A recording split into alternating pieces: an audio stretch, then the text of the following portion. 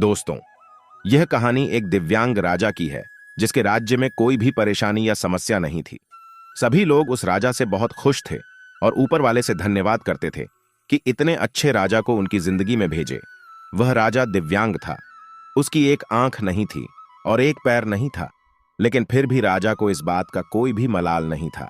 One दिन राजा अपने महल के गलियारे में घूमते हुए अपने पूर्वजों की तस्वीर को देख रहा था और सोच रहा था कि मेरे पिताजी इतने सूर्यवीर थे, उनके पिताजी इतने सूर्यवीर थे, हमें इतने शूरवीर खानदान में जन्म लेने का मौका मिला।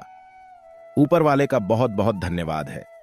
राजा ने सभी चित्र को देखते हुए आखिरी चित्र तक पहुंचा और फिर उस खाली जगह को देखा तो वह चिंता में पड़ गया, क्योंकि उसे यह मालूम था कि अब यहां जो तस्वीर लगेगी वह उसी की लगेगी। लेकिन राजा को इस बात की चिंता नहीं थी कि वह मर जाएगा। चिंता इस बात की थी कि वहां जो पेंटिंग लगेगी वह कैसी लगेगी।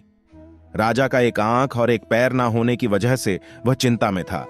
राजा का एक आंख और एक पैर ना होने की वजह से वह चिंता में पड़ गया और सोचने लगा कि इस गलियारे में इतनी शानदार पेंटिंग लगी है, लेकिन मेरी एक आंख और एक पैर ना होने की वजह से मेरी तस्वीर सबसे खराब लगेगी और भद्दी दिखेगी।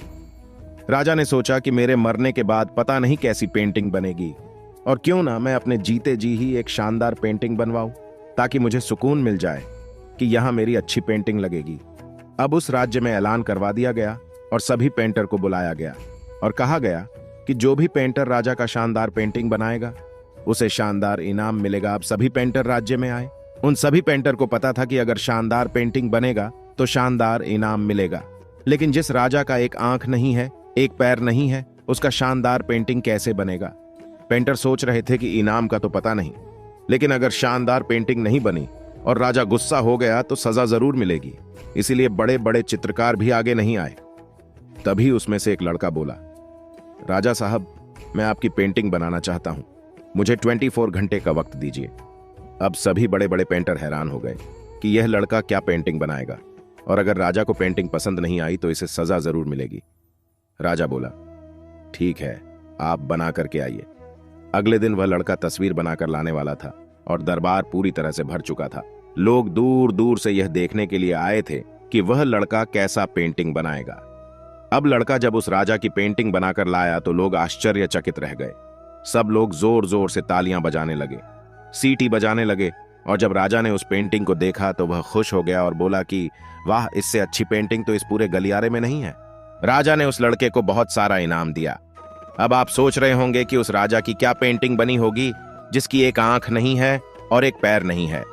कैसा पेंटिंग बना होगा। और उस तस्वीर में लड़के ने राजा को एक घोड़े पर सवार किया था। एक साइड से उस राजा का एक पैर दिखा रहा था और राजा तीरंदाजी करते हुए निशाना लगा रहा था, और निशाना लगाते वक्त एक आंख बंद हो जाती है, और उस लड़के ने उस राजा की वही आंख बंद की थी जो राजा के पास नहीं थी। इस तरह से उस लड़के ने राजा को निशाना लगाते हुए घोड़े के ऊपर सवार दिखाया, जिससे एक आंख बंद और एक ही पैर दिखाया, और इतना शानदार पेंटिंग बनाया था कि वह अब तक की सबसे सर्वश्रेष्ठ पेंटिंग थी। उस लड़के के सामने भी चुनौती थी, संकट था, लेकिन उसने सकारात्मक का साथ नहीं छोड़ा। जिंदगी में आप जिस भी मुकाम पर हो, जिस भी संकट में फंस जाए, जिस भी स्थिति में हो, अगर आपने सकारात्मक का साथ कभी नहीं छोड़ा तो यकीन मानिए आप उस संकट से बाहर निकल आएंगे। निष्कर्ष, जिंदगी में उम्मीद का साथ मत छोड़िए, क्योंकि जिसने उम्मीद का साथ छोड़ दिया तो फिर जिंदगी उसका साथ छोड़ देती है। हर पल सकारात्मक रहिए, खुश रहिए, ऊपर वाले के आशीर्वाद के साथ और अपनों के प्यार के साथ अपनी अच्छी और सच्ची मेहनत के साथ कर दिखाओ कुछ ऐसा कि दुनिया करना चाहे आपके जैसा।